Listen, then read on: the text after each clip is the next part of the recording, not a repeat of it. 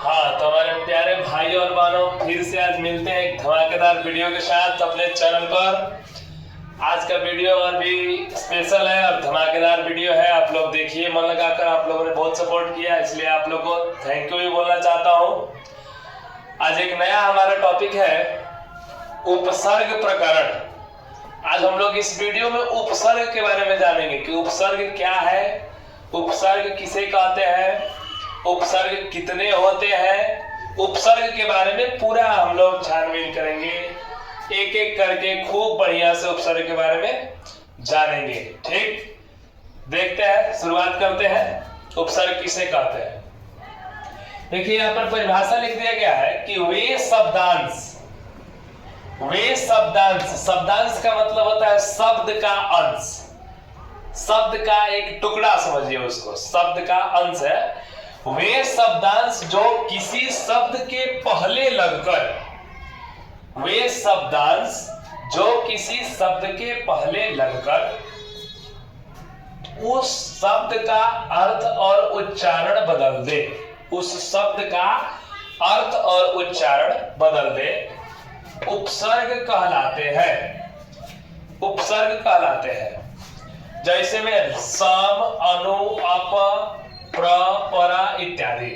ठीक, ये सारे उपसर्ग के उदाहरण हैं। यहाँ पर सम, अनु, अप, प्र, परा इत्यादि। तो यहाँ पर क्या है कि उपसर्ग किसे कहते हैं?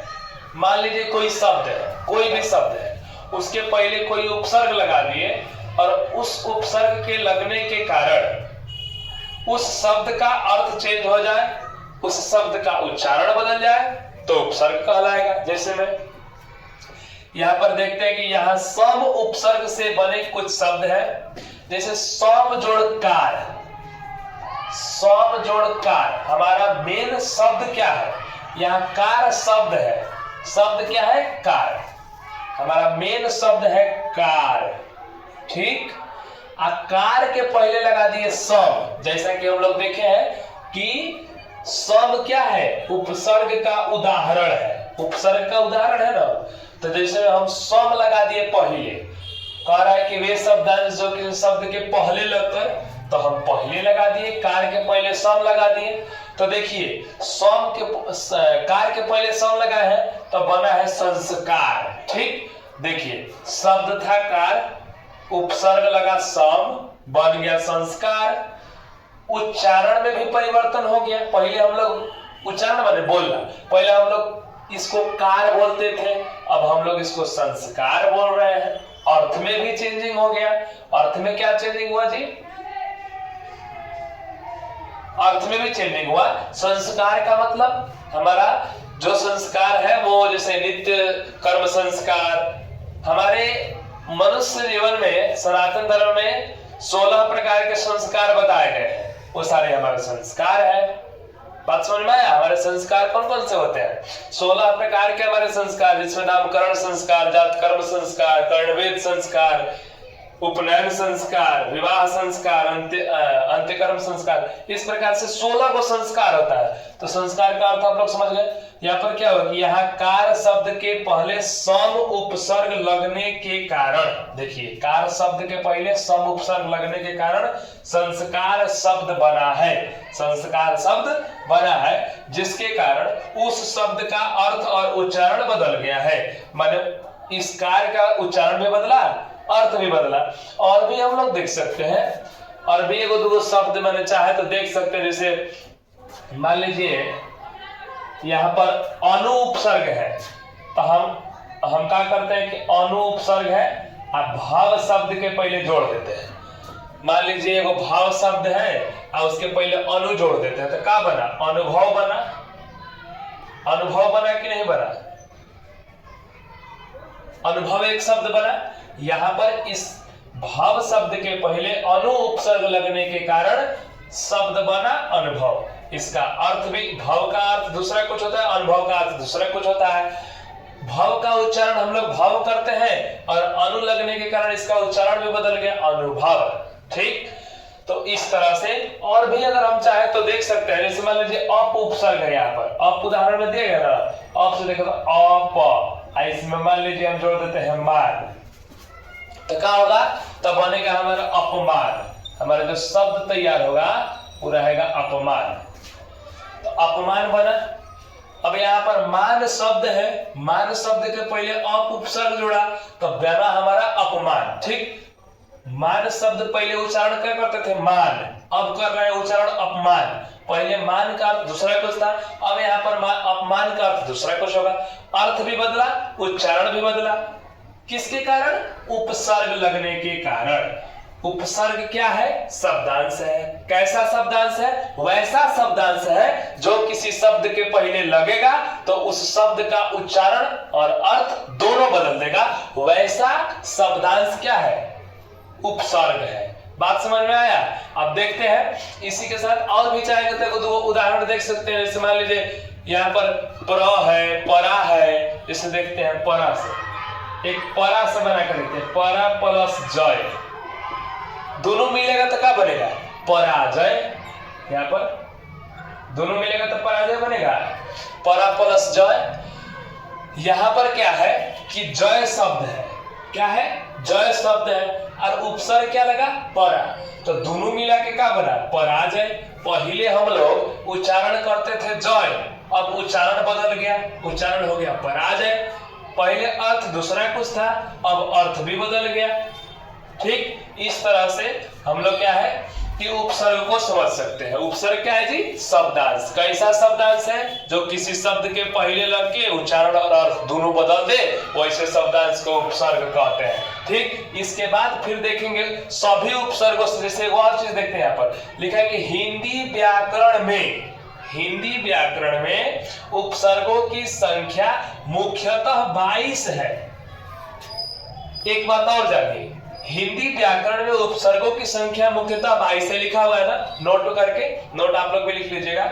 अब देखिए, हिंदी व्याकरण में नहीं, संस्कृत व्याकरण में भी, चाहे कोई भी व्याकरण हो, यदि व्याकरण का बात आएगा तो हिंदी संस्कृत में कितना उपसर्ग होगा, 22 को, 22 ही उपसर्ग होते हैं। ठीक, दूसरा कोई उपसर्ग नहीं होता है। उसके बाद हम लोग अब देखेंगे 22 उपसर्ग कौन कौन सा है और 22 उपसर्ग से शब्द कौन कौन से बनते हैं। ठीक, इसके बाद हम लोग वो देखेंगे। हाँ, तो इसके बाद जैसे कि हमने कहा, अब हम लोग देखेंगे 22 उपसर्ग कौन कौन से हैं और 22 उपसर्ग से कौन कौन से शब्द बन सकते हैं, ध्यान से देखेंगे। हमारा 22 गो उपसर्ग है, प्र, परा, अप, शम, अनु, अव, निश, निर, दुस, दुर, वी, आन, नि, अधि, अपि, अति, सु, उत, अभि, प्रति, परि, उप। इतना हमारा 22 उपसर्ग है, जिसमें से हम लोग 11 को यहाँ पर दिखाई दे रहा है आपको, 11 यहाँ पर दिखाई दे रहा है। इसके बाद फिर 11 लिखा जाएगा। ठीक, तो देखते हैं फर्स्ट हमारा जो उपसर्ग है वो प्र है। प्र से कौन कौन से शब्द, कुछ शब्द लिखे गए हैं और भी शब्द बन सकते हैं। देखते हैं प्र से कौन कौन सा शब्द बन सकता है। जैसे में प्र था, उसमें हम लोग गति लगा दिया तो बना प्रगति। प्र उपसर्ग से प्रगति, प्रचार, प्रयोग, प्रहार, प्रवाह, प्रमाण, प्रकार, प्रस्थान, ये सब शब्द बन गए प्र उपसर्ग से। दूसरा उपसर्ग हमारा परा है, परा से पराजय, पराक्रम, पराधीन, पराभव इत्यादि शब्द बनेंगे परा उपसर्ग से। तीसरा हमारा उपसर्ग है अप। अप से क्या क्या बनेगा, अपमान, अपकार, अपयश, अपनापन इत्यादि शब्द अप उपसर्ग से बनेंगे। अब देखते हैं सम वाला। सम से बनेगा संस्कृत, संस्कार, संहार, संसार, संस्करण, संस्कृति इत्यादि। अनु से देखेंगे अनुभव, अनुदिन, अनुदान, अनुसार, अनुबंध, अनुवाद, अनुमान इत्यादि। अब उपसर्ग से देखेंगे अवसर, अवगुण, अवतार, अवज्ञा इत्यादि। निस उपसर्ग से देखेंगे निश्चल, निश्चल, निष्फल, निष्पादन, निश्चय, निश्चित, निस्संदेह भी हो जाएगा, यहां पर लिख सकते हैं निस्संदेह, निस्संदेह। निर उपसर्ग से निराकार, निरभिमान, निर्भय, निर्भीक, निराधार, निरंतर, ये निर उपसर्ग था। अब दुष् उपसर्ग से देखेंगे दुष्कर्म, दुष्फल, दुष्कर इत्यादि। दुरुपसर्ग से देखेंगे दुर्गति, दुर्भावना, दुर्दशा, दुरात्मा इत्यादि और भी सारे बनेंगे। इसके बाद हम लोग देखेंगे यहाँ पर 11 नंबर वाला उपसर्ग विचार, विहार, विक्रम, विशेष, विज्ञान, विदेश। ये हमारा वि उपसर्ग था। इसके आगे और जो 11 उपसर्ग है उसको देखते हैं। हाँ, तो जब अब उसके आगे जो और 11 उपसर्ग है वो हमारे यहाँ पर है आंग, नी, अधि, अपि, अति, सु, उत, अभि, प्रति, परि, उप। यही 22 हमारे उपसर्ग होते हैं। 11 हम लोग जान गए, 11 अब जान रहे हैं। तो आंग जो उपसर्ग है इसमें वो एक विशेष उपसर्ग है कि इसमें का जो अंग है ना उसका लोप हो जाता है, हट जाता है वो, तो बचता है आ। तो आ शब्द से जितना शब्द बनता है सब आंग उपसर्ग में आता है। हिंदी वाले उसको आ उपसर्ग ही मानते हैं। तो यहाँ पर आ उपसर्ग से देखिए क्या क्या बनता है आगमन, आजीवन, आकाश, आभार, आजन्म, आचरण।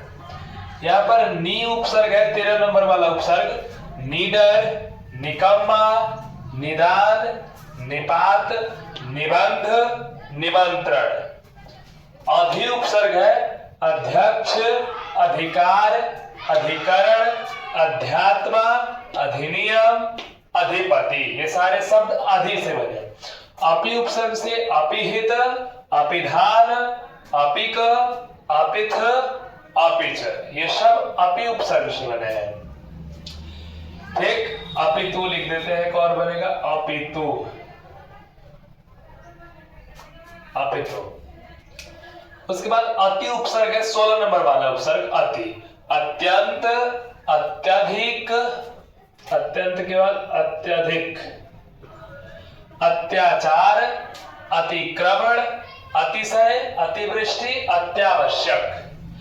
17 नंबर वाला जो उपसर्ग है सु उपसर्ग है सुगंध, सुलभ, सुयश, सुमन, सुजान, सुडौल, सुशील, सुपुत्र, स्वागत। ये सारे शब्द जो है सु उपसर्ग से बने हैं। उत जो उपसर्ग है उससे बना है उन्नति, उत्थान, उत्कृष्ट, उत्साह, उत्तम, उद्भव, उल्लेख, उल्लास। उसके बाद जो हमारा 19 नंबर वाला उपसर्ग है अभि, उसमें अभियान, अभिनंदन, अभिशाप, अभिमान, अभ्युदय, अभिनव, अभिवादन, अभिजात। इसके बाद जो हमारा 20 नंबर वाला उपसर्ग है प्रति, उससे बना है प्रतिकूल, प्रतिनिधि, प्रत्यक्ष, प्रतिवाद, प्रतिफल, प्रतिघात, प्रतिध्वनि, प्रतीक्षा। इसके बाद जो हमारा 21 नंबर वाला उपसर्ग है परि, परि से बना है परिवार, परिक्रमा, परिपूर्ण, परिचय, परिश्रम, परिधान, परिधि, परिभ्रमण। इसके बाद जो हमारा 22 नंबर वाला उपसर्ग है उससे उप है, उप से बना है उपदेश, उपवन, उपहार, उपयोग, उपाध्यक्ष, उपग्रह, उपकार, उपनाम, उपयुक्त। ये हमारे रहे 22 तरह के उपसर्ग। अब बात ये है उप से ही उपसर्ग भी बना है। यहाँ पर ध्यान देने वाली बात है कि उप उपसर्ग से ही उपसर्ग भी शब्द बना है। ये हमारे 22 उपसर्ग रहे। अब हम एक जगह देखेंगे कि 22 उपसर्ग, एक जगह 22 उपसर्ग लिख करके और उसको समझेंगे। ठीक है, हाँ, तो जैसे कि हम लोग जानने वाले थे 22 उपसर्ग को एक जगह, तो ध्यान देते हैं। निम्नलिखित 22 उपसर्ग है। कौन कौन से 22 उपसर्ग है देखते हैं लाइन से। प्र, परा, आप, सम, अनु, अव, निश, निर, दुस, दुर, वी, आंग, नी, अधि, अपि, अति, सु, उत, अभि, प्रति, परि, उप। यही हमारे 22 उपसर्ग है। प्र, परा, अप, सप, अनु, अव, निस, निर, दुस, दुर, वी, आंग, नी, अधि, अपि, अति, सु, उत, अभि, प्रति, परि, उप, एते, प्राद। यही 22 उपसर्ग है। अभी देखते हैं गिन करके इसको। 1 2 3 4 5 6 7 8 9 10 11 12 13 14 15 16 17 18 19 20 21 22। यही हमारे टोटल 22 गो उपसर्ग है। यहाँ पर हमारा उपसर्ग जो प्रकरण है, उपसर्ग जो चैप्टर है वो समाप्त होता है। यदि आप लोग को उपसर्ग समझ में आया हो तो फिर पिछली वीडियो की तरह इस वीडियो को भी पूरा देखें और देखने के बाद लाइक, सब्सक्राइब और मेरे चैनल को लाइक करें, शेयर करें, कमेंट करें। Thanks to all of you. चलिए, धन्यवाद।